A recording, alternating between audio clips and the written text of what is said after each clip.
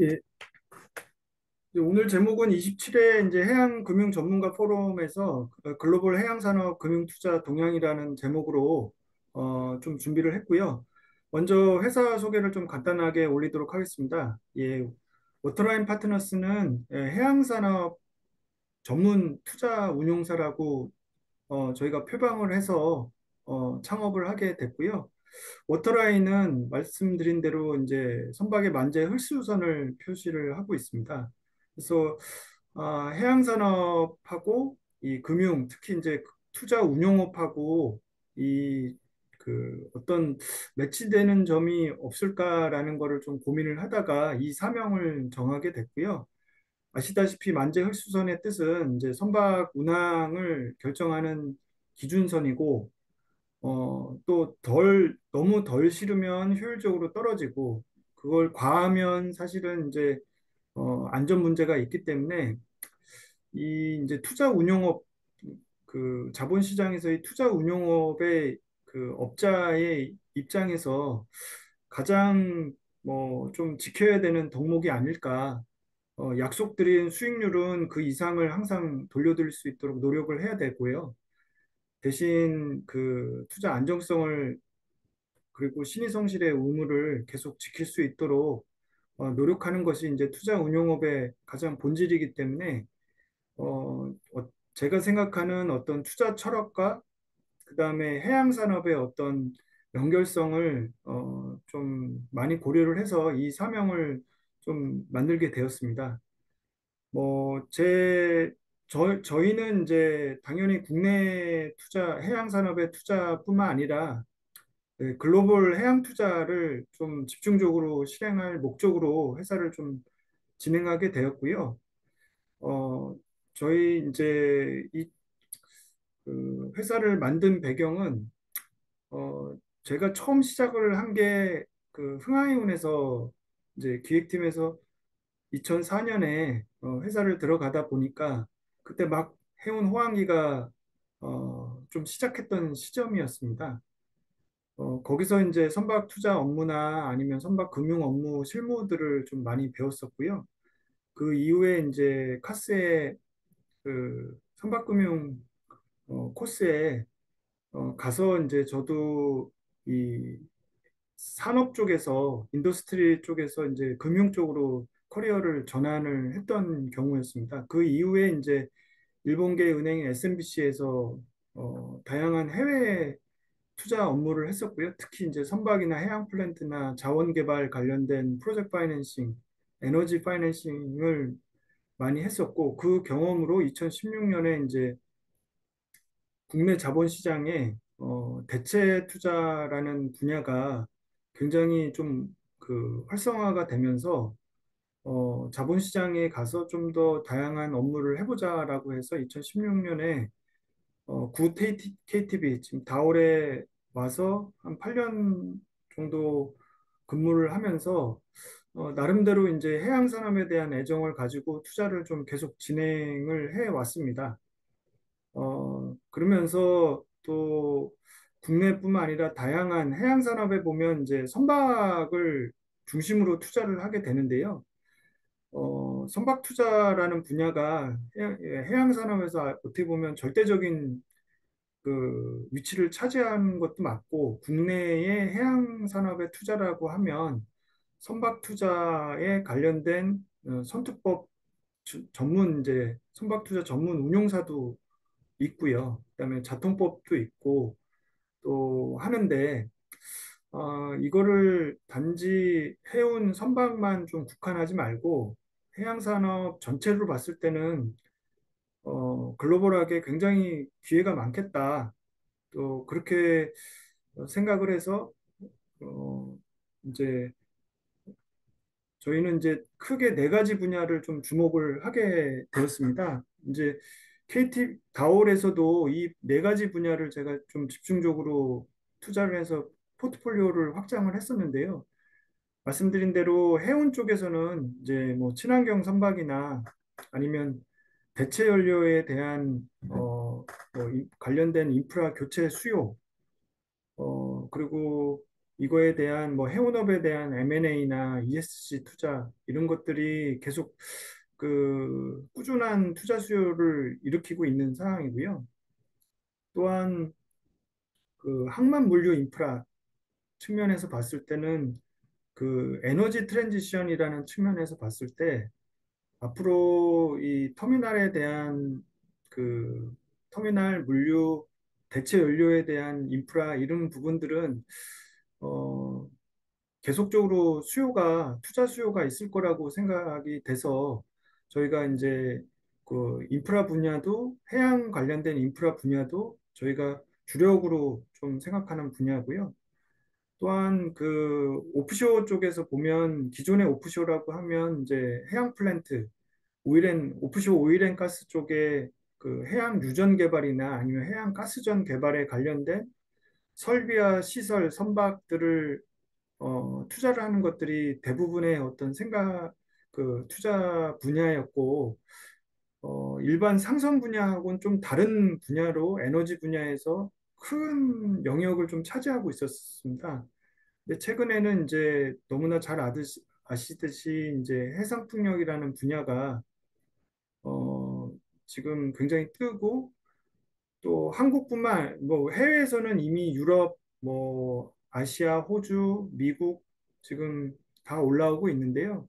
특히 한국 시장에 보면 해상풍력의 어떤 포텐셜이 상당히 기대가 되는 시장이라고 저희는 생각을 해서 이 해상풍력을 하기 위해서는 당연히 에너지 투자뿐만 아니라 관련된 밸류체인에 있는 선박 아니면 기자재 회사들 그리고 항만 이런 인프라나 시설에 대한 투자들이 지속적으로 일어나야 될 거로 생각이 되고 이 부분이 잠재적으로 상당히 큰 수요가 있을 거라고 생각이 돼서 세 번째 투자 영역은 저희가 해양 에너지 쪽으로 잡게 되었습니다. 그리고 마지막으로 저희가 보고 있는 거는 이제 해양 기술인데요. 마린테크라고 하는데 마린테크 분야는 사실은 이제 조선이나 조선 기자재 그리고 뭐 요새 이제 AI나 아니면 이런 DX 부분 해양 산업의 해양 기업에 관련된 DX 솔루션을 제공하는 업체들을 전반적으로 포함하는 분야라고 생각을 하고 있습니다.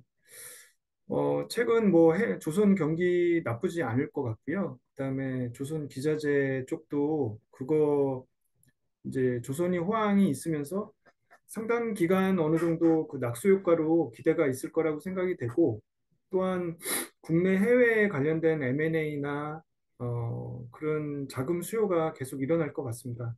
특히 이제 그 어떻게 보면 제조업이나 어, 제조업 분야뿐만 아니라 이 IT나 아니면 IT 솔루션을 제공하는 기업들이 최근에 이제 그 신문 기사나 아니면 그 산업 전문지를 보시면 그런 투자들이 상당히 많이 곽광을 받고 있고 투자를 많이 받고 있는 상황입니다. 그래서 이 부분도 저희가 이제 대부분 하양산업 여기 이제 투자를 하게 되면 대형 시설물, 선박이나 항만이나 아니면 이런 그 서비스 업체나 제조업체를 주로 타겟을 하고 하는 투자가 대부분인데 이런 IT 솔루션 투자도 서비스를 제공하는 업체들도 상당히 이제 앞으로 각광을 받을 것 같고 지금 해외에서는 사실은 이런 회사들을 좀 발굴하는데 굉장히 좀 노력을 많이 하고 있는 상황입니다. 그래서 저희 제가 이제 다올에서도 이 네 분야를 기준으로 굉장히 포트폴리오를 좀 많이 좀 발굴해서 설정을 하게 됐었고요. 그 경험을 바탕으로 이 워터라인 파트너스에서도 이 네 가지 영역을 주력으로 삼아서 저 해양 산업의 투자 영역을 좀 확장을 하려고 하는 것이 저희 회사의 이제 좀 뭐 설립 배경이라고 말씀드릴 수 있을 것 같습니다. 어, 제가 이제 그 조금 더 말씀드리고 싶은 거는 제 이력을 간단하게 정리를 했는데 뭐 좀 있는 거 없는 거 좀 다 썼습니다. 다 썼는데요. 이 중에서 이제 제가 좀 말씀드리고 싶은 거는 그 카스를 그 카스에서 공부를 할 때 제 논문 주제가 이제 shipping private equity에 대한 논문을 좀 쓰게 됐었습니다. 왜 그 논문을 쓰게 된 배경은 2008년에 이제 2004년에 해운회사를 갔다가 그때 이제 그 호황만 좀 봤었습니다. 그러다가 2008년부터 시황이 좀 만만치가 않은 상황이었고 2008년에 이제 카스 아주 2008년 입학생들은 대부분 2007년에 지원을 했기 때문에 시황이 최고점에 들여왔을 때 지원을 하게 됐었고 그때 저희 과에 이제 동급생들이 거의 100명이었습니다.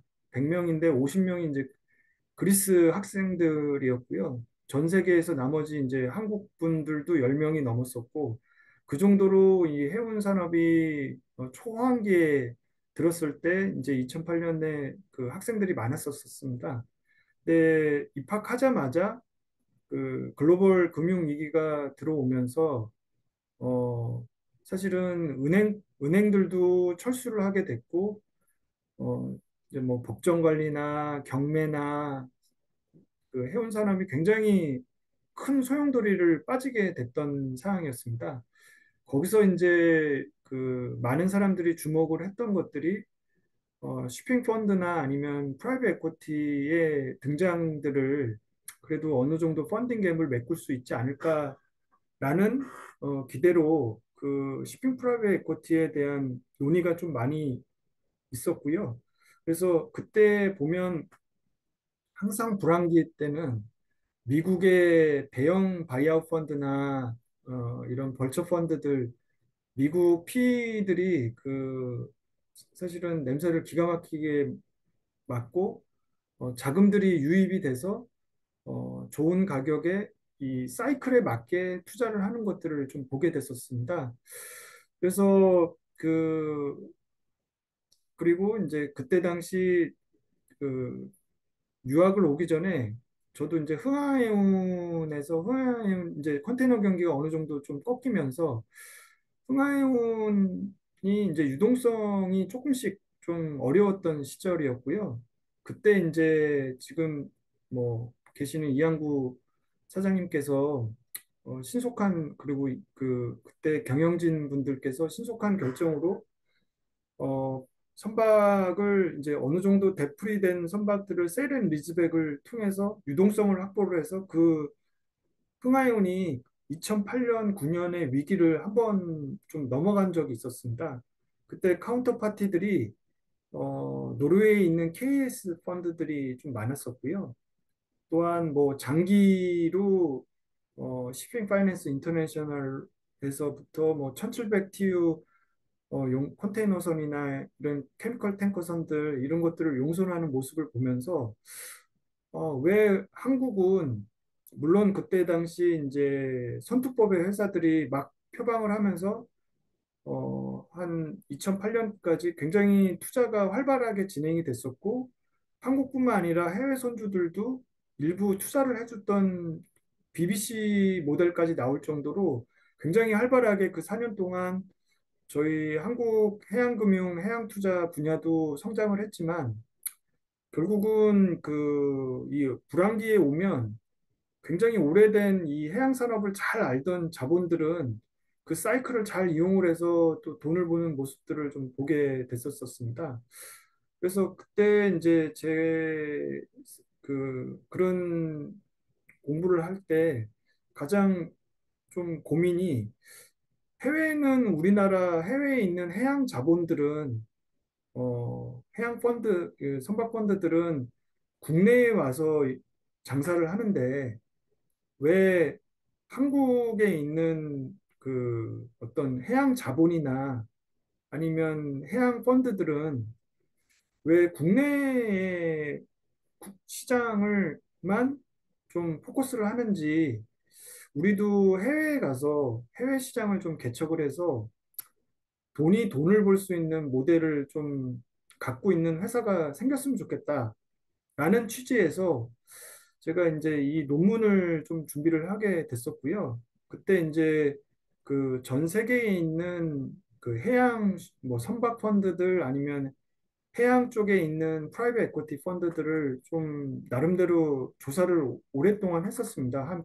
한 반년 정도 그 매니저들을 좀 수소문을 해서 소개를 받아서 뭐 뉴욕이나 아테네나 아니면 런던 그리고 국내에서도 많은 분을 인터뷰를 해서 그 논문을 좀 쓰게 됐고요. 해외 펀드들이 어떤 방식으로 이제 그 해양 분야에서 투자 모델을 갖고 있고 투자 전략을 갖고 있는지 이런 것들을 좀 조사를 한 부분이 이제 제 그 논문의 부분이었고 지금 생각을 해보면 그 논문을 썼던 게 어떻게 보면 그 워터라인의 하나의 그 좀 예비 사업 계획서가 아니었었나라고 생각을 하고 있습니다. 예. 그래서 넘어가면요. 이제 오늘 제 소개랑 그 워터라인 파트너스에 대해서는 좀 설명을 드렸고요. 그래서 다시 한번 말씀드리면 저희는 이제 해양산업 전문 투자 운용사를 표방을 해서 현재 이제 회사를 좀 준비 중에 있고요. 뭐 인가가 끝나는 대로 아마 정식으로 영업을 시작을 할 것 같습니다. 그리고 저희는 이제 국내에도 하지만 해외에 대한 해외 대체 투자의 부분에서 그 해외에 있는 그 해양 산업에 관련된 투자권들을 많이 발굴해서 국내 민간 투자자 분들께 많이 좀 소개를 해드리려고 하고 있고요. 또한 이제 해양 기업들, 대표적으로 뭐 해운 기업들이나 아니면 국내 이제 터미널 오퍼레이터나 국내 제조업, 그 조선 관련된 제조업들이 해외에 전략 자산을 확보를 하는데 저희가 FI로서 좀 공동 투자를 적극적으로 개발을 하려고 하는 것이 저희 이제 그 앞으로의 주 사업 모델이라고 설명드릴 수 있을 것 같습니다. 그러면 그 제가 이제 그 오늘 그 지금 발표 주제를 좀 생각을 해보라고 하셔가지고요. 회사 소개뿐만 아니라 왜 그러면 저희는 이제 해외 시장을 좀 벤치마크를 하려고 하는지, 그리고 해외에 있는 그 해양 금융하고 투자는 지금 어떤 트렌드를 갖고 있는지, 이런 것들을 저희도 계속 유심하게 좀 보고 있고, 최근에 이제 회사를 설립을 하면서 이런 부분들을 조금 더 열심히 보고 있는 상황입니다. 그래서 제가 좀 생각했던 꼭지를 한 네 가지를 좀 준비를 해 왔고요. 뭐 많은 내용은 아닙니다. 다 알고 계신 내용들인데요. 나름대로 네 가지 꼭지로 좀 준비를 했고요. 그거 말씀 올리도록 하겠습니다. 예. 첫 번째로는 이제 그린 서스테너빌리티, 이 그 해양 산업의 그 친환경 관련된 규제나 아니면 그런 니즈를 통해서 벌써 이제 이 포세이돈 프린시플이나 최근에 시카고 차터 같이 선주랑 결국은 선주를 옥죄는 그런 선주가 친환경 선박으로 아니면 그 해양 산업의 ESG를 고려를 해서 금융 그 투자를 앞으로 그 사업을 계속 영위하는 거를 어, 어떤 계속 푸시할 수 있도록 하는 그런 금융권을 규제를 한다든지 아니면 화주를 규제를 하는 그런 어떤 프레임워크들이 계속 좀 나오고 있는 것들이 좀 특징이고요. 그거에 맞춰서 유럽계, 그다음에 북유럽계, 일본계 은행들이 이제 좀 주도를 하고 있는 것 같습니다. 또한 뭐 캐피탈 마켓에서도 유럽계 그 이런 인프라스트럭처 펀드나 아니면 유럽계 펀드들도 ESG 임팩트 투자라고 해서 이런 그 친환경이나 아니면 ESG 요소를 고려를 한 금융 투자를 집중적으로 좀 개발을 해서 지원을 하고 있고요. 또한 한국뿐만 아니라 유럽에서도 상당히 많은 뭐 지원금들이 나오고 있고 거기도 정책금융기관 쪽에서 이 그린 서스테이너빌리티 해운 분야에 관련된 테마로 여러 가지 이제 지원 패키지가 나오는 걸로 좀뭐 제가 그 해외에 있는 거래처나 아니면 옛 동료들을 통해서 듣고 있고요. 이런 부분들이 이제 계속적으로 좀 그 보여질 것 같습니다. 한국에서도 뭐 산업은행에서도 차세대 선박팀을 만든 그런 취지도 이런 배경이라고 저도 생각을 하고요. KOBC에서 이제 그린본드, 그린본드 프로그램을 제공하는 것도 그거에 대한 그 분야라 그 어떤 확장된 개념이라고 좀 봐주시면 좋을 것 같습니다. 그래서 이제 해양 금융과 투자의 관점에서는 그 그린 서스테너빌리티가 가장 눈뜨게 보이는 하나의 테마라고 좀 봐주시면 좋을 것 같고요. 두 번째로는 이제 저도 펀드를 하는 사람으로서 프라이빗 에코티하고 이제 대체 투자, 얼터너티브 인베스트먼트 에어리어에서 이 해운 물류 인프라나 관련된 기업들에 대한 투자가 지난 몇 년 동안 봤을 때 상당히 좀 확대가 됐습니다. 예전에 보면 KG 펀드나 KS 펀드나 대부분 선박 자체로만 투자하는 펀드들이 많았다라고 보면 최근의 추세는 당연히 선박 자체를 투자하는 그런 쇼핑 펀드들, 글로벌 쇼핑 펀드들도 많이 나오게 됐고, 에코티를 표방하는 그 회사, 선박을 매입을 해서 토니지 프로바이더 형식으로 투자하는 방식도 있고요. 자기가 직접 선주가 되는 모델들도 나왔고요. 그다음에 그 이런 펀드로 PDF라고 합니다. Private Debt Fund. 선박 금융을 제공하는, 그러니까 대출을 제공하는 펀드들도 나왔고, 다양한 투자 전략들이 나오에 더불어, 이런 해외에 있는 대형 인프라 펀드들, 바이아웃 펀드들이 해운회사나 아니면 컨테이너 박스 리스사, 그리고 조선 기자재 업체를 바이아웃해서 이 회사를 계속적으로 투자를 해가지고 예를 들어서 LNG 선사 같은 경우에는 암모니아랑 아니면 친환경 어떤 해상 운송의 플랫폼으로 확장하는 그런 개념까지 적용을 하고 있는 상황이고요. 이런 부분들이 굉장히 뭐 제가 그 창업을 하는데 고무적이었습니다. 어, 인예로 저희가 이제 기사들을 제가 관련된 기사들을 하나 붙여왔는데 스톤피크라고 하는 미국계 대형 인프라 펀드입니다. 세계 5위 정도 하는 한 번 그 펀드를 모집을 하면 20 빌리언 한 20조에서 20, 30조 사이의 블라인드 펀드를 하나 만들어서 보통 투자를 하게 되면 1 빌리언에서 2 빌리언짜리 회사를 M&A를 통해서 매입을 합니다. 그래서 그 회사를 회사 가치를 키워서 나중에 한 10년 안에 회사를 매각을 해서 그 차액을 뭐 요새 MBK도 많이 나오고 그러지만 그는 그 인프라 쪽에 M&A를 전문으로 하는 펀드라고 좀 봐주시면 좋은데요.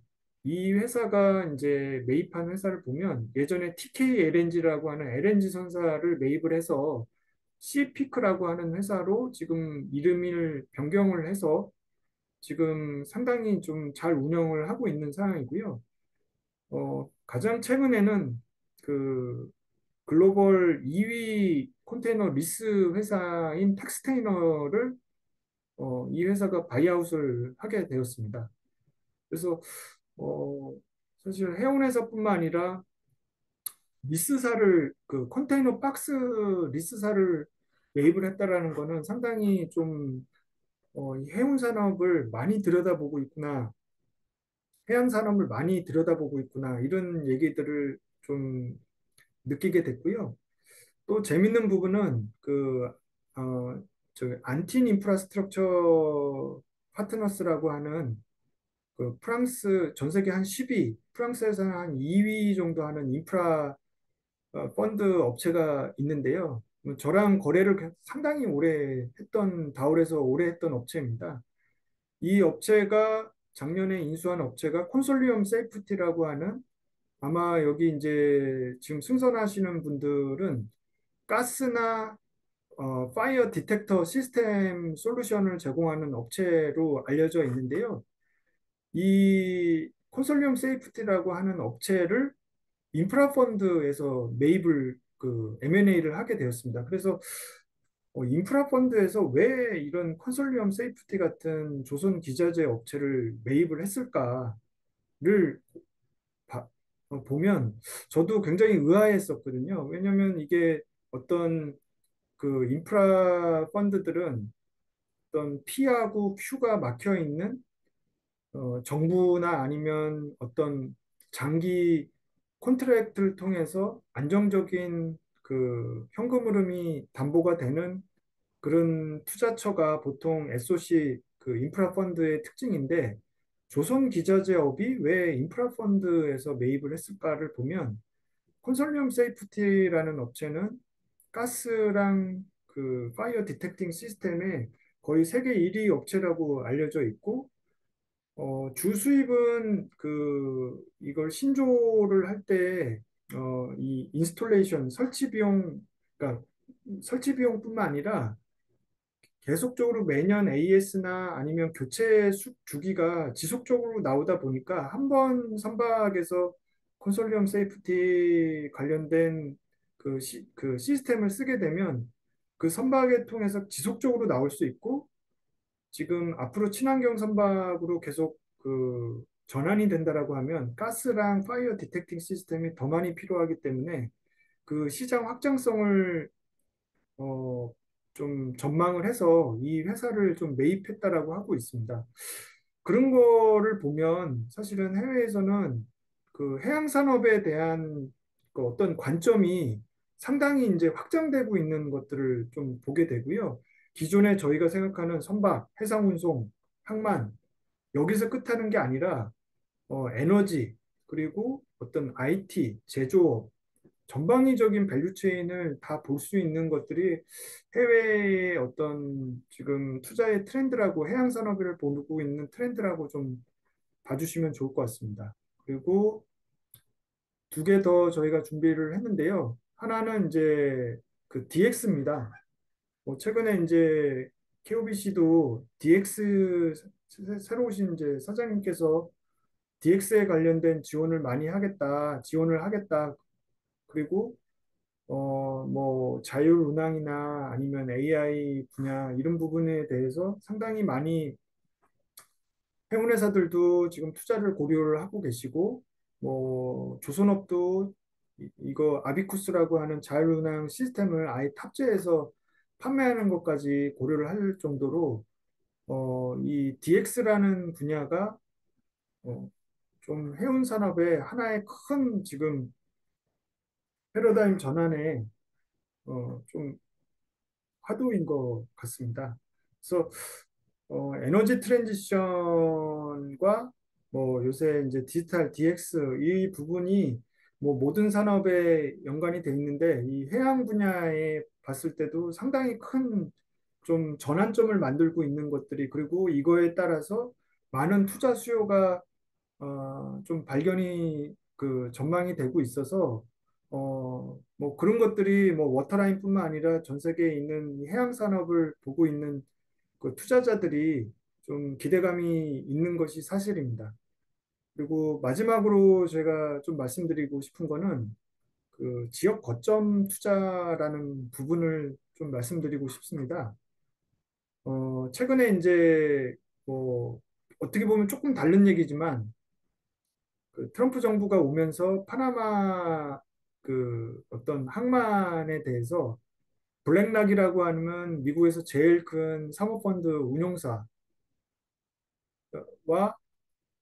블랙락이 갖고 있는 GIP라고 하는 글로벌 인프라스트럭처 파트너스라고 하는 인프라 전문 펀드 그리고 TIL이라고 하는 MSC 계열의 터미널 GTO가 결국은 이제 자산을 물론 지금 최종적으로 어떻게 될지 모르겠지만 거점 투자에 대한 전략적으로 중국이 오는 거에 대한 이슈 때문에 뭐 그런 투자를 했다라고 하지만 어, 여러 가지 측면에서 지역 거점 투자가 좀 한국 해양산업, 특히 한국 그 이제 해운기업뿐만 아니라 항만기업, 물류기업에서는 좀 고려해야 될 부분이 아닌가라고 저는 생각이 되고 있고요. 만약에 이제 뭐 지금 미중 간의 이슈들이 조금 더 격화가 되고 그런다라고 했을 때는 거점을 갖고 있는 회사랑 거점을 갖고 있지 못한 회사의 경쟁력이 근본적으로 좀 달라질 수 있을 거라고 생각을 하고 있습니다. 그래서 제가 이제 그 좀 아주 뭐 그 워터라인도 해외에 있는 이런 운용사를 벤치마킹하기 위해서 많이 이제 해외 사례들을 좀 찾아보고 연구를 하고 있는데 어, 좀 아주 좀 재밌는 회사 저도 이제 보면서 좀 많이 느꼈던 회사가 AP 몰로 캐피탈이라고 하는 그 AP 몰로 그룹의 인프라스트럭처 프라이빗 에쿼티 펀드 운용사가 있습니다. 이 회사는 머스크가 필요한 거를 사지는 않습니다. 뭐 투자를 하고 있지는 않아요. 별개의 독자적으로 투자를 하는 회사입니다. 그럼에도 불구하고 몰로 그룹을 속해 있으면서요. 이 회사가 중점적으로 투자하는 펀드는 그 북동아프리카, 그다음에 서남아시아 지역의 물류나 항만 관련된 그리고 에너지 관련된 그 인프라 투자를 회사를 M&A를 해서 그 거점으로 사업을 확장하는 모델을 갖고 있습니다. 그래서 지금 이제 기업들이 해운 항만 물류 기업들이 어느 정도 투자 여력이 된다라고 하면 말씀드린 대로 다행히 뭐 친환경 선박이나 투자할 때는 많습니다. 투자할 때는 뭐 선박도 투자해야 되고 항만도 투자해야 되고 IT도 투자를 해야 되고 뭐 부분도 많지만 어떻게 보면 이제 해양 어떤 자본을 수출을 해서 해외 거점을 만드는 것도 전략적으로 고려해야 되는 시점이 아닌가라고 좀 말씀을 드리고요. 제가 다올에 있을 때 그 해진공하고 현대상선하고 싱가포르 컨테이너 터미널 그 JV를 했던 투자건이 있었습니다.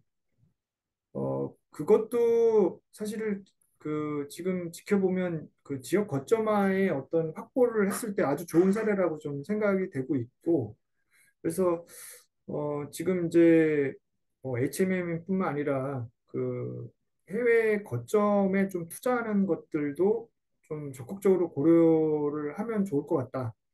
예. 그래서 이 네 가지를 저는 이제 어떤 해외 해양 산업과 해양 산업의 금융 투자 동향이라고 좀 정리를 해 봤습니다.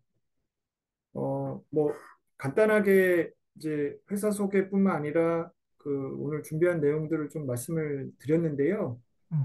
혹시 이제 궁금한 점이 있으시거나 있으시면 뭐 좀 제가 짧게 말씀 올리도록 하고요. 아까 윤 교수님, 아니 이기환 교수님도 말씀하셨듯이 오랜만에 보시기 때문에 서로 인사 어, 나누는 음. 시간도 가지시면 좋겠습니다. 예, 예, 감사합니다. 예, 정 대표님, 좋은 발표 감사드립니다. 특히 새롭게 시작한 워터라인이 앞으로 우리 또 해양 투자 분야에 새로운 어떤 모델이랄까 그런 것이 되지 않겠나 생각합니다. 특히 오늘 그 워터 파트너즈가 그 현재 해외 그 해양 산업 투자 동향을 그린과 비 분야, 그다음 디지털, 스플라이 체인 이런 한 네 가지 큰 영역에서 지금 우리가 주목을 할 필요가 있다는 그런 말씀을 해주셨고 또 워터 라인이 아마 이런 추이를 보면서 아마 shipping에 한하지 않고 또 해양 다른 영역에도 투자를 하시겠고 또 그런 분야를 좀 더 우리나라에서도 확대해가는 그런 어떤 견인 역할을 하겠다는 것은 상당히 저에게는 또 좋은 소식인 것 같습니다. 그래서 오늘 어, 우리가 지명 토론은 잘 정하지는 않았지만 자유롭게 우리가 한 20분 정도 토론하고 나머지는 우리가 오늘 상당히 많은 분이 들어오셨어요. 40분이 넘는 우리 회원이 들어오셨습니다. 아마 이거는 우리 윤은은 노력과 우리 정우성 우리 발표자님의 그 명성이 있었기 때문에 가능하지 않았나 이런 생각합니다. 예. 그러면 우리 토론 주실 분 잘 해주시면 감사하겠습니다. 일단 질문 먼저 하나. 예, 예, 질문할 게 되게 많은데요, 사실. 제가 예, 도미네이트 하면 안 되기 때문에. 예, 예. 지금 정 대표님처럼 이렇게, 뭐 투자자산 운용 분야의 전문가가 음, 이런 아주 특화된 영역에서 해양 산업이라는 걸 대상으로 음. 이렇게, 회사를 설립한 사례가 이전에 있었나요? 예, 뭐 제가 알기로는 없습니다. 그렇죠. 이게 음, 처음인 것 예, 같아요. 예, 음, 왜냐하면 이제 대형 프라이빗 에쿼티 뭐 IMM이나 아니면 하넨코나 뭐 음, JKL 이런 회사를 바이아웃하는 펀드들 중에 이 해운 산업이 어려울 때나 특수 상황에서 이제 M&A를 했던 경우들도 있었고, 그다음에 저희는 이제 또 2003년에 선투법이 만들어지면서 선박펀드 그 선투법에 의한 5개 회사가 좀 그래도 활발하게 여태까지 명맥을 잘 유지를 하고 있다는 건 상당히 그 고무적인 부분이고요. 음, 일반 자산운용사 이제 나 PE 쪽에서 이 분야만 하겠다라고 하는 회사들은 사실 그렇게 아직까지는 없는 걸로 알고 있고, 음, 음, 그 이유는 사실은 그렇게 뭐 딜플로우가 많은 것도 아니고, 음, 여기 큰 돈이 그렇게 아직까지 또 이 분야가 너무 또 어떻게 보면 니치 마켓이라고 생각할 수도 있어서 음, 선박이나 해운업에 너무 국한되어 있는 게 이제 현실이었습니다. 그래서 저도 다올에 있을 때도 그 대체 투자를 전부 아우른다라고 했을 때 뭐 부동산이 가장 큰 분야고 그다음에 기업금융 뭐 그다음에 뭐 인프라 뭐 그 외에 선박 항공기 분야인데 그 분야에서 이제 선박만 해서는 사실은 굉장히 좀 포션이 작아서 그 좀 회사 어떻게 보면 커머셜하게 운영하기가 쉽지는 않았고요. 그러다 보니까 저도 그러면 국내뿐만 아니라 해외 것도 하자. 그리고 해운 기업만 하는 게 아니라 이런 인프라, 해양에 관련된 인프라나 기업금융, 뭐 에너지, 그리고 조선 관련된 분야도 투자를 하자라고 생각을 해서 그런 포트폴리오를 좀 늘려왔더니 어느 정도 뭐 초반에는 많이 어려웠었는데요. 그 어느 정도 사이즈가 되다 보니까 그 본부가 운영될 수 있는 수준까지 좀 달성이 됐던 것 같았습니다. 그래서 뭐 조금 더도 개인적으로 욕심이 있고, 제가 이제 제 운영 철학과 생각하는 비전을 가지고, 요 분야에 집중 투자하는 회사를 만들어 보자라고 생각을 좀 몇 년간 했었고요. 네, 음, 좀그 최근에 결정하게 되었었습니다. 예. 예, 우리 음, 여기 학생들 많이 들어와 있는데 학생들한테도 굉장히 좋은 음, 롤 음, 모델일 것 같고 또 음, 한편으로는 우리 학생들이 또 그 워터라인 파트너스가 성장할 때 이렇게 회사의 성장하고 자기 자신의 음, 성장을 음, 이렇게 좀 같이 일치시킬 수 있는 그런 기회도 있겠다 이런 생각이 들어서 음, 음, 아주 그 고무적이라고 생각합니다. 음, 그 발전을 기대하고 지금 그 자금을 이제 모아서 여러 가지 이제 활동들을 해야 되는데요. 주로 투자자층은 어떻게 보고 계십니까? 예, 제가 기대하는 거는 아마 이제 그 전에 자본 시장에 있었으니까요. 펀드 회사들은 결국은 투자자를 모집을 해야 되는데, 뭐 음, 정책금융기관뿐만 아니라 민간 투자자를 기반으로 해서 그 이제 자금을 가지고 적절한 수익률, 요구 수익률이나 아니면 그 투자 전략을 그 딜을 개발을 해 와서 좀 투자를 진행을 해야 될 것 같고요. 음, 어, 뭐 해외 대체 투자라는 관점에서 해양 분야 그 해외 대체 투자라는 분야는 그래도 계속 꾸준히 수요가 있는 사항인데 수익률이 맞다라고 하면 반드시 뭐 이게 한국 해양 기업이 연관될 필요도 없고 그게 투자건으로만이라도 매력적이라고 하면 민간 투자자를 모집하는 데는 어려움이 있지는 않습니다. 단지 음, 어려움이 있는 부분은 국내 해운회사 기업 대상으로 하는 선박금융 그런 펀드들은 경쟁도 치열하고 그 자금의 소스가 이미 정책금융기관 위주로 좀 되어 있기 때문에 거기는 이제 저희 같은 신생 운용사나 아니면 가격 경쟁력이 어차피 운용사가 결정하는 게 아니라 정책금융기관 쪽에서 결정을 해서 그 운용사가 기회를 얻기 때문에 그런 부분들은 뭐 사실은 크게 저희가 뭐 좀 기대하기가 어렵다라고 생각을 하고 있고요. 되도록이면 해외에서 딜을 개발을 해서 투자자를 모집을 해서 해외 쪽으로 저희가 투자를 하는 방향으로 지금 사업 모델을 생각을 하고 있습니다. 음. 제가 생각할 때도 펀드가 그, 지금 현실을 보면 뭐 정책금융기관의 보조적인 역할, 그 심지어는 그 론 같은 거에서도 주니어 론을 담당하는 이런 형태로 진행되다 보니까 그런 부분에 한계가 이제 많이 느끼셨을 텐데요. 그런 걸 극복하고 이제 좀 앞으로 나가셔야 되니까 예, 여태까지 해오신 부분, 다월에서도 해오시고 한 부분이 상당히 그 많은 영향을 미쳐서 그런 음. 쪽으로 이렇게 그 뻗어나갈 수 있지 않을까 이런 생각을 합니다. 다른 분들 질문도 조금. 우리 박명태 교수님, 네, 네. 그걸 음? 보면서 그 식기가 하나 생각이 났어요. 식구절이. 음. 그러니까 그 한 송이 국화꽃을 피우기 위해 봄부터 서쪽새는 그렇게 걸었나 보다. 그러니까 이정 대표님이 선생님, 네, 그동안 걸어오신 네, 그 길에 딱 어울리는 표현 같아가지고 제가 말씀을 드린 건데 또 네, 오랜만에 뵈서 반갑고요. 예, 안녕하십니까? 이런 일을 하실 수 있는 분이 한국에는 정 대표님밖에 없지 않나 그런 생각이 듭니다.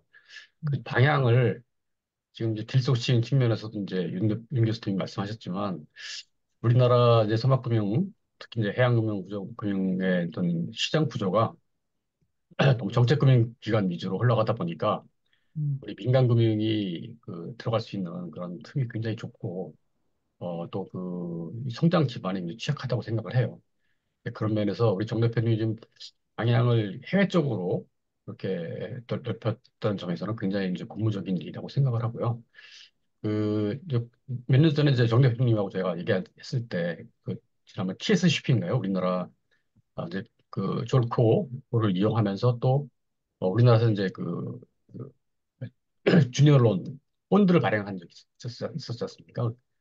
그때 정 대표님 이제 관여한 거 하신 걸로 알고 있는데, 거꾸로 우리나라 이제 해운사가 이제 선박금이나 해양 관련 금융을 조달할 때, 또 일본의 졸코라든지 또 프렌치 텍스리스 또 여러 가지 해외에서 벌어지고 있는 그런 그 첨단 금융 기법을 활용을 해가지고 그 선박금융을 좀 더 효율적으로 투자할 수 있는 그런 수단을 이렇게 속개하는 파이프라인이 됐으면 좋겠다는 생각이 들어요.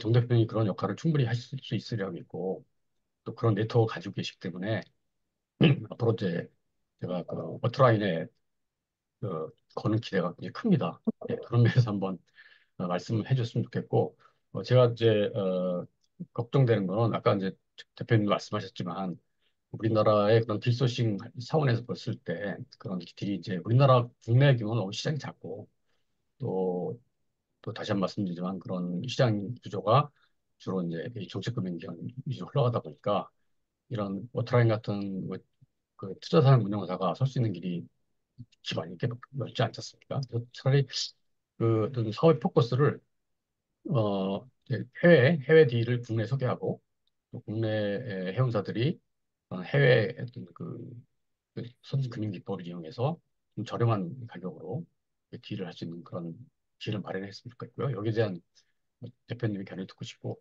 두 번째는 지금 이제 해상풍력이 굉장히 유행하잖아요, 우리나라에. 특히 이제 뭐 미티브를 구하지 못해가지고 이제 막 굉장히 걱정하시는 그런 회원도 많고 그런데 지금 해상풍력 발전법이 이번에 통과가 됐죠.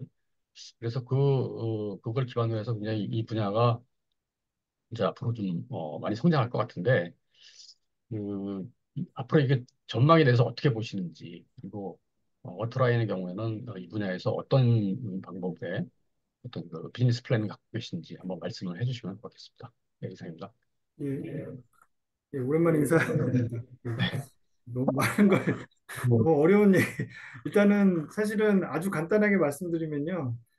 어떤 방법으로라도 살아남아야지 이제 저희 회사의 이제 어떤 방향성이 계속 유지가 될 걸로 생각이 되고 있고요. 뭐 정책금융이든 민간금융이든 저희는 뭐 좋은 프로젝트들 계속 개발을 해서 저희가 이제 운용사로서 좀 자리를 잡을 수 있도록 첫 번째 노력을 하겠습니다. 특히 이제 해외 대체라는 관점에서 이제 제가 당연히 돈을 이제 수출을 하는 거고요. 저희가 그 국내에 있는 자본시장에 있는 기관 투자자 자본을 모아서 해외에 이제 좋은 물건들을 소개를 해서 투자를 하는 것들이 하나일 거고, 그리고 두 번째로는 이제 해외 선주들이 국내에 와서 펀딩을 하는 것들을 좀 저희가 좀 자문을 하려고 하는 게 두 번째고요. 세 번째로는 이제 그 국내 해운회사가 해외에 가서 이제 선박금융을 저리로 하는 부분은 사실은 제가 그 어떤 사실은 큰 도움이 될 것 같지는 않습니다. 왜냐하면 이미 그 해외에 있는 대형 이제 선박금융 전문 은행들은 국내에 뭐 국내 지점뿐만 아니라 국내 대형사들에 적극적으로 영업을 하고 있는 상황이고 이미 릴레이션십이 다 세팅이 되고 있어서 국내 해운회사들의 어떤 해외 선박금융을 이용하는 것은 전혀 문제가 되지 않습니다. 이미 국내 그 대형 선사들은 정책금융기관과 그리고 이 해외 그 대형 선박금융 은행들 간의 경쟁을 사실 유도를 해서 좋은 조건으로 선박금융을 확보를 하고 있고요.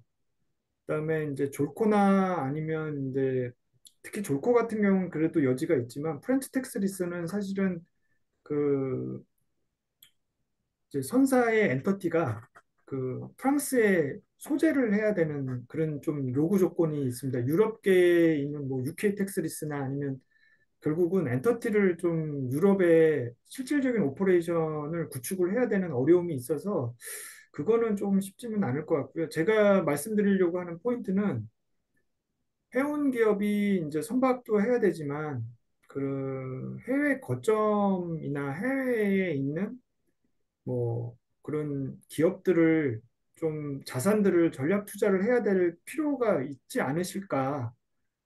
분명히 고려를 많이 하고 계십니다. 근데 그 부분에서 자체 자금으로만 가는 것보다는 저희 워터라인 같은 경우에는 FI로서 그 국내 해운 기업이나 해양 기업들이 해외 전략 자산을 투자를 하시거나 기업을 인수를 기업에 투자를 하실 때 국내의 투자자들께 적극적으로 그 투자 기회를 소개를 해서 어, 이 국내 해양 기업들이 해외에 전략 자산들을 확보를 할 때 좀 도움을 드리려고 하는 게 저희 큰 어떻게 보면 워터라인의 어떤 설립 목적입니다.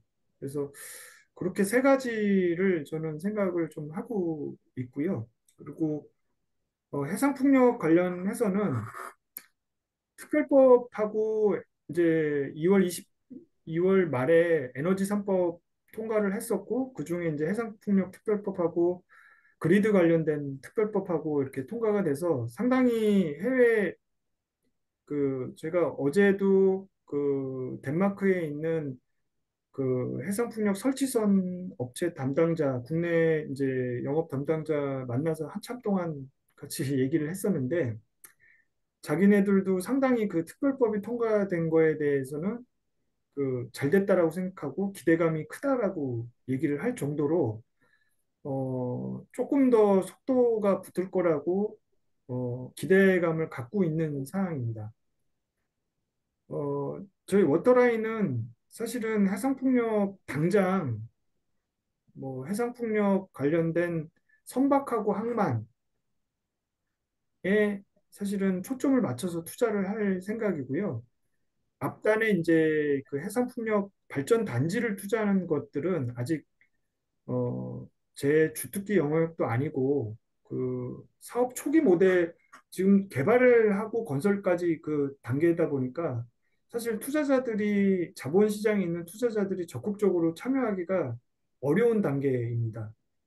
근데 그 지금 이제 경쟁 입찰을 통해서 낙찰도 되고 있고 PF가 되는 프로젝트들에 대해서는 향후 관련된 선박하고 어, 뭐 설치선 건설 기간에 필요한 선박뿐만 아니라 운영 기간에 필요한 선박들의 수요가 늘어날 거라고 생각이 되고 있고요. 그거에 대한 항만과 선박에 대한 수요가 향후 상당히 필요할 거라고 생각을 해서 저희는 이제 그 워터라인은 지금 당장 투자할 건이 있으면 좋겠지만 사실은 저희뿐만 아니라 대부분의 지금 투자자들 관점에서 봤을 때는 상당히 이른 시기입니다.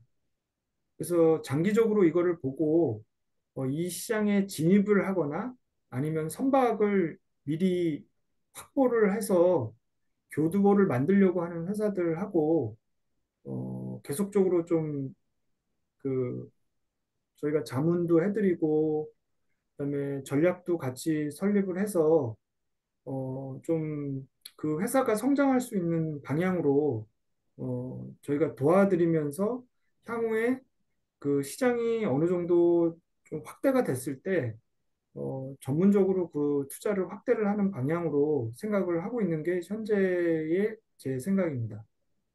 예, 예, 감사합니다. 감사합니다. 이게 또 우리 이승철 부사장님 지금 어디 이게 토론이 가능하나요? 들어와 계신데. 안 되는가? 다른 분은 없습니까? 그러면은, 지금 토론 시간이 거의 끝나가는데, 없으면은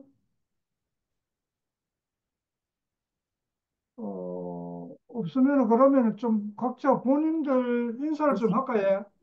교수님 질문 하나만 해도 될까요? 예, 하세요. 네, 안녕하십니까. 저 해양금융대학원 14기 문준성입니다. 네, 오늘 강의 너무 잘 들었고요. 감사합니다. 근데 저희가 이제 항만 투자 쪽 관련해서 좀 질문을 드리고 싶은데요.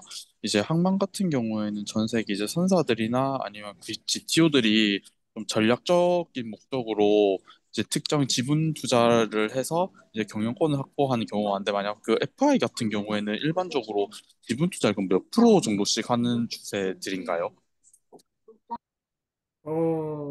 뭐 한국 케이스를 좀 말씀을 드리면 부산 신항만에 있는 그 각 터미널에 이제 FI들이 들어갔던 비율들을 좀 보시면요.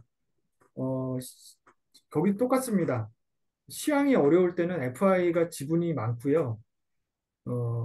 그것들은 이제 그 GTO나 아니면 보통 GTO 플러스 해운 회사들이 그 터미널의 주주 구성을 하는 것들이 대부분이고, 어느 단계에서는 그 이런 저희 같은 운용사들이나 펀드들한테 그 지분을 유동화를 해서 투자를 엑시스를 하기 위해서 그, 그 수익을 실현하기 위해서 매각하는 경우가 있고요. 또 어떨 경우에는 그 회사가 시황이 꼬꾸라져서 자금이 필요해서 그 지분을 담보로 대출을 받거나 아니면 지분을 매각을 하는 경우들이 많습니다. 그래서 그게 이제 뭐 몇 퍼센트라고 딱 말씀드리기가 쉽지는 않은데 뭐 시황에 따라서 전략에 따라서 좀 다르다라고 말씀드릴 수 있을 것 같고요.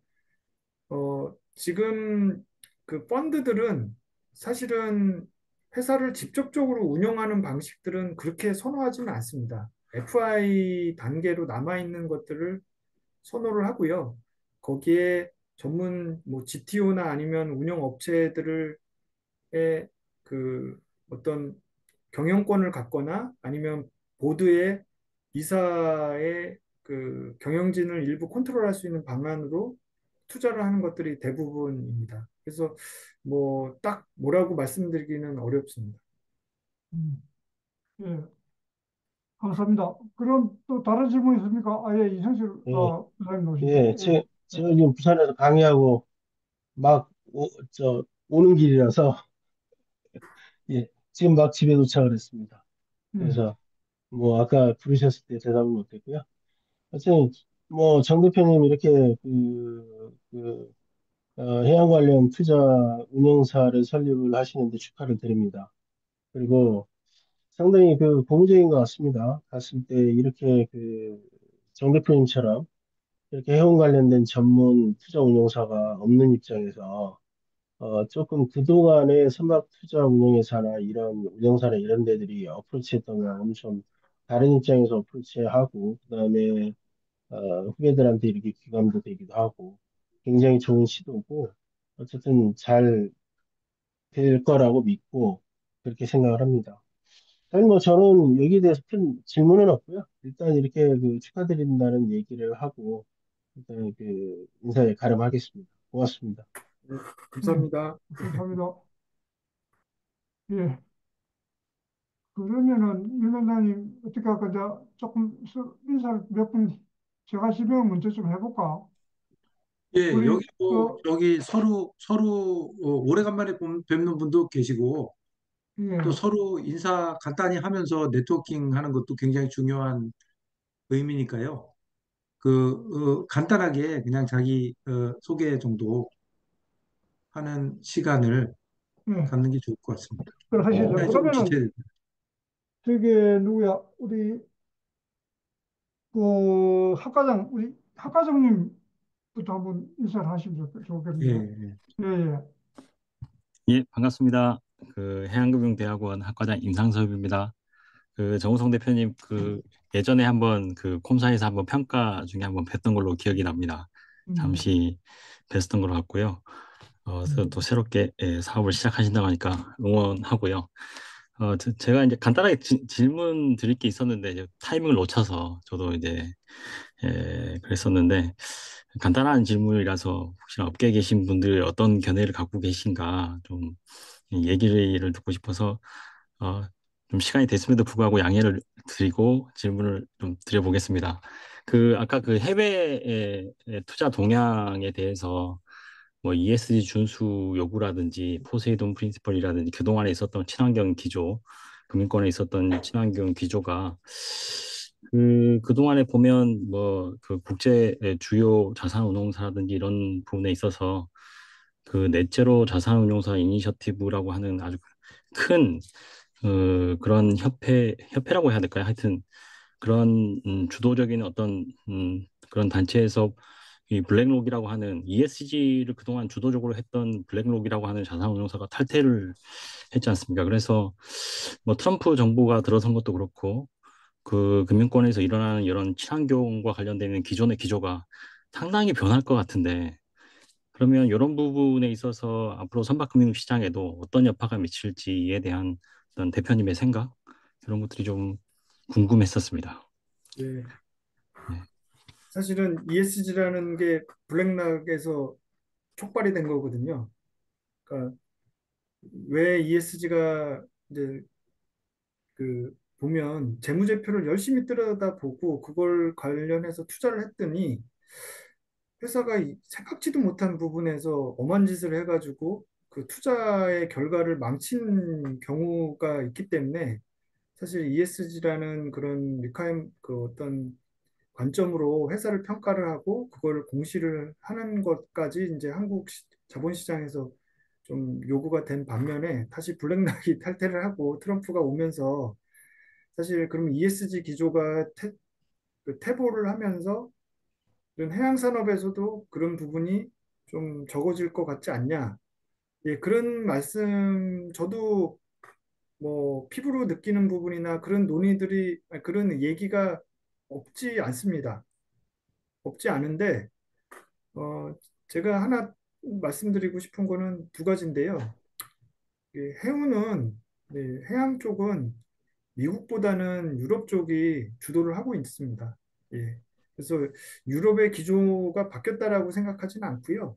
예, 그런 관점에서는 장기적으로 뭐 IMO에서 표방하는 부분이나 아니면 각 국가의 물론 파리 협정 자체도 좀 뭐 흔들 것 같다라는 그런 얘기들도 하지만 장기적으로 봤을 때는 그걸 또 어느 정도는 그, 전 세계 국가가 노력해야 되는 점도 맞고 또한 그 친환경 선박으로 친환경 연료를 그 사용하는 그런 추세가 완전 근본적으로 바뀔 것 같지는 않습니다. 그래서 그런 부분에 있어서는 뭐 영향이 아예 없다라고 말씀드릴 수는 없겠지만 유럽이 주도를 하고 그리고 또 에너지 트랜지션이라는 측면은 바뀌지 않는다라고 저는 생각이 돼서 뭐 그렇게 생각해야 될 것 같습니다. 예, 알겠습니다. 감사합니다. 예, 우리 그러면은 또 우리 강병태 교수님 아까는 뭐 했으니까 그렇고 나머지 누가 좀 인사를 해보시죠. 자, 자유롭게.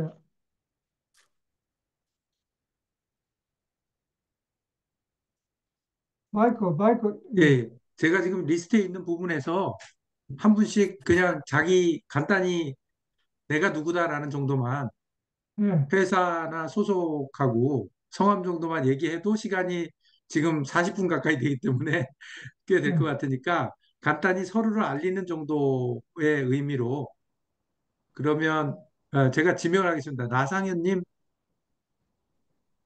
네, 반갑습니다. 네, 저는 해양금융대학원 전일제 8기 재학 중인 나상현이라고 합니다. 예, 예. 그 다음에 문준성 씨, 아까 질문했지만, 네, 안녕하십니까. 전 해양금융대학원 전제 14기 윤성이고요. 이제 사이버 로지텍에서 이제 항만 운영 시스템 영업하고 있습니다. 네, 그리고 오늘 발표해 주신 대표님 이제 작년에 이제 해양진흥공사에서 주최한 교육대에 와서 해외 항만 투자 아니 해운 투자 쪽에 발표해 주셨어서 너무 감명 깊게 들었는데 오늘 또 이렇게 이 자리에 뵙게 돼서 너무 감사합니다. 영광입니다. 예. 그 다음에 아, 정동민 씨,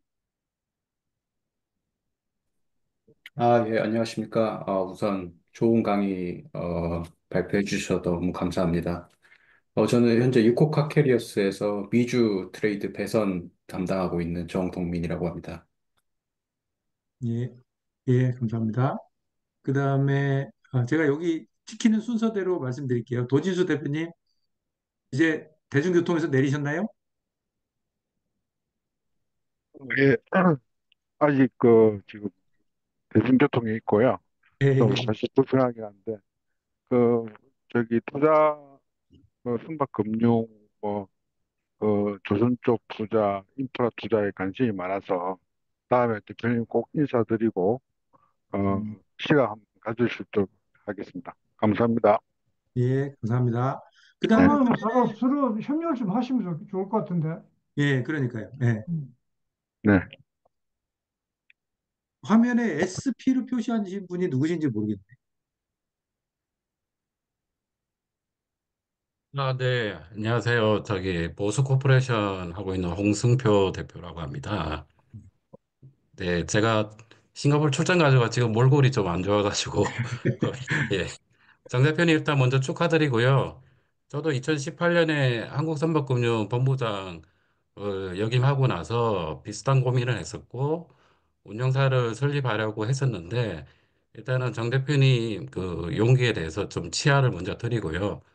저희는 사실 조금 정 대표님이 추구하는 방향하고 약간 리버스 사이드입니다. 음, 그러니까 해외 자본을 국내에 좀 들여와 가지고 국내에 있는 한국 기업이 조금 이제 그 메리트를 좀 누릴 수 있는, 그러다 보니까 정 대표님의 어떤 그 레벨에 있는 부분보다는 저희는 이제 세컨 티어에 있는 잡을 좀 하고 있고요. 그리고 저희가 이제 저희는 이제 해운 쪽이 이제 주력이기 때문에 선박 매매하고 선박 장기 용대선 계약, 그다음 선박 금융을 지금 아우르는 일을 같이 하고 있고, 그다음에 정 대표님의 그 워터라인은 이제 정식 그 운용사로서 하고 있는데, 저희도 좀 고민을 했었는데, 중요한 거는 이제 국내 기업에서 만약에 딜이 다 안 됐을 때는 운용사는 이제 공시 의무가 있습니다. 그러다 보니까 이제 해운 기업의 어떤 활동하고는 조금 이제 상충되는 부분이 있을 거라는 생각에서 저희는 브로커리지 역할로 지금 하고 있는 상태라서 교차되는 부분이 있으면 우리 워터라인과 나중에 같이 업무를 좀 할 수도 있을 것 같고요. 그다음에 또 오늘 정 대표님의 이제 회사가 추구하는 방향을 보면은 사실은 국내에 있는 해운 기업이나 해양금융대학원에 이제 계신 분들보다는 캐피탈 마켓에 있는 자본가 또는 투자자가 조금 더 받아볼 수 있는 서비스라고 생각을 하고 있습니다. 다만 이제 저희 경험으로는 지난 몇 년간 해외에도 비슷한 활동을 하시는 이제 운영사들이 있는데, 펀드들이 있는데, 거기는 이제 어사인드 된 또는 이제 이미 커미트된 어마운트가 확정된 부분을 가지고 좀 더 용이하게 빠른 시간 내에 딜단을 많이 하고 있어요. 근데 정 대표님이 펀드레이징을 이제 많은 경험이 있겠지만 아무래도 초기에는 좀 어려움이 있지 않을까.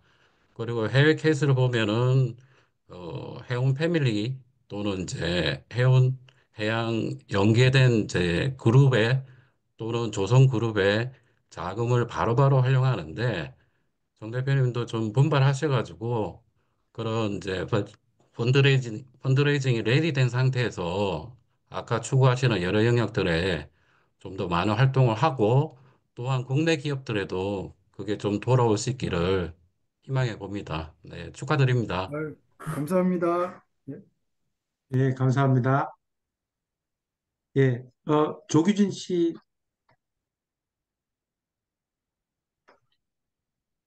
계신가요? 예, 그러면 순서에 김수영 씨,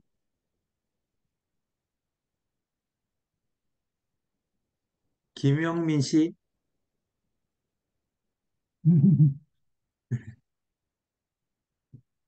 예, 마이크 꺼져 있어서,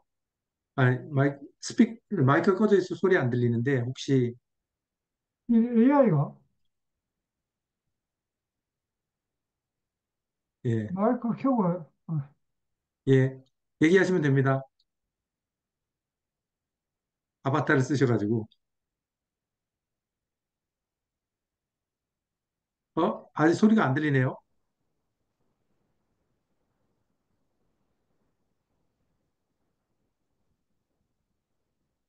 그래도 안 들립니다. 예, 나중에 소리 되면 하시고요. 그 다음에 누구시죠? 아까 노영우 씨? 네, 안녕하십니까. 부산선박금융연구의 30기 노형우라고 합니다. 오늘 음, 강의 정말 잘 들었습니다. 감사합니다. 예, 그 다음에 박민아 씨? 네, 안녕하세요. 비전일제 14기 박미나입니다. 네, 오늘 강의 너무 잘 들었고요. 저는 비컨 글로벌이라는 회사에서 해운 중개업 하고 있습니다. 반갑습니다. 음. 예, 반가워요, 저도. 예, 박재현 씨? 네, 안녕하십니까. 해양금융대학원 전일체 8기 박세현입니다. 정우성 음, 대표님의 워터라인 파트너스의 무궁한 발전을 기원드리면서 바쁘신 와중에 귀한 시간 내주셔서 진심으로 감사드립니다. 작년 KOBC 해외 항만 케이스 스터디 때 저도 뵀었는데 이렇게 다시 뵙게 되어 너무 반갑습니다. 오늘 강연에 다시 한번 감사드립니다. 감사합니다. 예. 배철우 씨 오랜만이네요.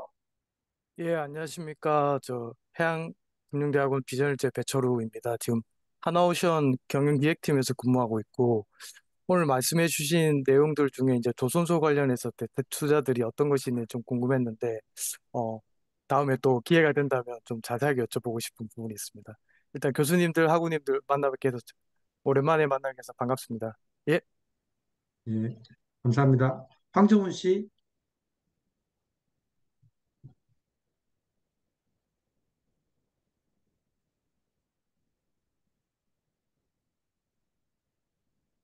음? 안 들리네요. 예. 송준석 씨 오랜만이네. 송준석 씨도. 네, 교수님, 오랜만에 뵙습니다. 예. 해양금융대학원 전일제 7기 재학 중인 송준석이라고 합니다.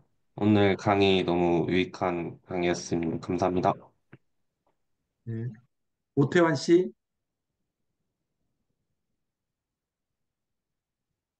안 계세요? 이동환 씨, 네, 안녕하십니까. 해양금융대학교 전일제 8기 이동환입니다. 오늘 강의 정말 잘 들었습니다. 감사합니다. 음. 이주원 씨, 예, 안녕하십니까. 한국해양대학교 회사대학 77기 졸업한 이주원 학생입니다. 지금은 이제 선박 KSS 회사에서 사망사로 근무할 준비하고 있고요. 지금 오늘 여기 세미나 참석하게 된 거는 윤희성 교수님께서 제가 해양금융 쪽의 진로 나중에 관심이 있어서 그쪽으로 제 진로를 정해서 들어보라고 추천해 주셔서 듣게 되었습니다. 오늘 강의 정말 잘 들었습니다. 감사합니다. 예. 이모철 씨, 예, 안녕하십니까. 저는 저 해양금융대학원 전일제 4기 이모철이라고 합니다. 현재 지금 부산은행 해양 IB금융부 선박금융팀에서 일하고 있고요. 아마 정우성 대표님은 작년에 한번 뵙고 올해 한번 저희 사무실 방문해서 한번 또 뵀던 기억이 있습니다. 그리고 오늘 또 좋은 강의해 주셔서 너무 감사하고 특히 오늘 제 강의 들으면서 협의 투자 관련돼 가지고 이제 모형 발굴에 대한 내용을 조금 언급하셨던 것 같은데 조금 흥미로운 부분도 있고 향후 또 기회가 되면 또 한번 또 같이 일해볼 수 있는 기회가 있었으면 좋겠습니다. 감사합니다. 예. 장철훈 씨, 네, 안녕하십니까. 비전일제 15기 장철훈이라고 합니다. 저는 AMC 손해보험 중개에서 부산 사무소를 맡아서 일을 하고 있습니다. 정우성 대표님은 얼마 전에 기회가 돼서 한번 만나뵙고 인사드렸었는데 또 이렇게 세미나에 또 참석해서 또 좋은 말씀 또 이렇게 주셔가지고 감사합니다. 앞으로도 열심히 포럼 참석하겠습니다. 감사합니다. 예. 고맙습니다. 정민규 씨, 예, 안녕하십니까. 저는 소리 안 들려요? 예. 네, 비전일제 15기고요. 현재 플릿 매니지먼트 리미티드라는 홍콩의 선박 관리회사 회사에서 테크니컬 매니저로 근무하고 있습니다. 이제 그룹 내에서 이제 테크니컬 매니저에게 요구되어진 사항이 옛날에는 테크니컬적인 부분에 국한되었다가 요즘 이제 선주들에게 이제 다양한 뭐 보험, 그다음에 이제 시장 사항들이나 이런 거에 따라 그 안내나 이런 좀 그런데 밝은 것을 좀 요구받아서 견문을 높이고자 비전일제 듣고 있고요. 오늘 유익한 강의 정말 감사합니다만 요거를 잘 소화해내려면 제가 앞으로 공부를 좀 더 많이 해야 될 것 같습니다. 네, 감사합니다. 예, 고맙습니다. 정욱진 씨, 안 계세요? 네, 됐습니다. 안녕하십니까. 여기, 금융대학원 14기 정진입니다. 저는 인도네시아에서 조그맣게 선박 관리하고 마린 서비스 회사 운영하고 있고요. 이번에 처음 이제, 사업 시작하게 되신 정 대표님, 워터라인 회사가, 계속 번창하시고 한국 그 민간 선박 금융에 큰, 스타트 포인트가 되시길 기원드립니다. 감사합니다. 감사합니다. 예, 고맙습니다. 정진엽 씨, 네, 들리십니까? 예, 잘 들립니다. 네. 저는 그 비전일제 15기 정진엽이라고 합니다. 현재 저는 그 SK 오션 플랜트라고 하는 해양 그 해상풍력 하부 구조물 생산업체에서 일을 하고 있고요. 아까 서두에 그 대표님께서 한번 그 언급을 해주신 해상풍력 비즈니스 모델에 대해서 이제 새로 수립된 거에 대해서 같은 산업계 종사자로서 굉장히 좀 반감을 느끼고 앞으로 시장 동향에 대해서 저도 조금 공부를 많이 한 다음에 궁금한 점이 있으면 한번 문의 드리도록 하겠습니다. 다시 한번 감사드립니다. 네, 고맙습니다. 조규배 함장님 계세요? 음. 마이크 켜고 말씀해 주세요. 네, 안녕하십니까. 비전일제 13기 조기배라고 합니다. 해경에 지금 근무하고 있고, 지금 개인 강의 잘 들었고, 앞으로 그 개인 투자자를 위한 그 펀드나 이걸 좀 출시를 하셔서, 발전을 많이 했으면 좋겠습니다. 감사합니다. 예, 고맙습니다. 최병덕 씨, 오랜만이네요. 뵌지 오래됐네. 네, 안녕하십니까. 최명덕입니다. 금융대학원 7.5기 전일제 수강하고 있습니다. 아, 사장님 그 말씀하신 것 중에 해상풍력에 대해서 언급해 주셔서 요새 그 부분이 많이 언급이 되고 있어서 관심을 가지게 되었습니다. 감사합니다. 예. 자, 제가 아까 조규진 씨 얘기 안 하셨죠? 계신가요? 예. 다른 분, 제가 이렇게 저 리스트 보고 한 분씩 이렇게 말씀드렸는데 혹시라도 제가 놓쳐서 그 인사, 아까 이제 또 응답이 없으셔서 그냥 가신 분 혹시 계시면 김영민 씨 아까 이야기하다고 말했는데. 누가요? 김영민. 예. 아, 끊겨가지고. 아직도 안 들려요. 예. 조금, 조금 그 시스템을 한번 점검을 하셔야 될 것 같은데. 컴퓨터 쪽으로. 그죠? 예. 지금도 안 되나? 말씀하시는 것 같은데 안 들려서. 아, 예. 예, 그러면 거의 다 하셨어요. 예, 예. 예, 그러신 것 같습니다. 그러면은, 마무리하겠습니다. 그, 그동안에 제가 해양금융대학원장에 있을 때 이 포럼을 만들어서 우리 강병태 교수님, 윤 원장님 이런 몇 분하고 의논을 해서 늘 운영해 왔는데 그리고 제가 늘 사회를 그동안 해왔습니다. 제가 이제 작년에 퇴임을 했기 때문에 이 지금부터는 우리 현역에 계시는 우리 윤희성 원장님께서 체어를 해주시는 것이 저는 바람직하다는 생각이 들었고, 제가 왜 그러냐면 또 우리 해양금융대학원에서 사실상 이 포럼을 거의 운영하는 고 있는 그런 형태거든요. 그래서 앞으로 다음 그 포럼부터는 우리 윤희승 원장님께서 직접 사회를 맡으셔가지고 진행해 주시기를 제가 당부를 드리겠습니다. 그동안에 부족하지만 또 그 이 포럼이 우리나라 해양금융 발전에 조금이라도 기여할 수 있는 시간을 또 함께 가졌던 것을 정말 감사하게 생각합니다.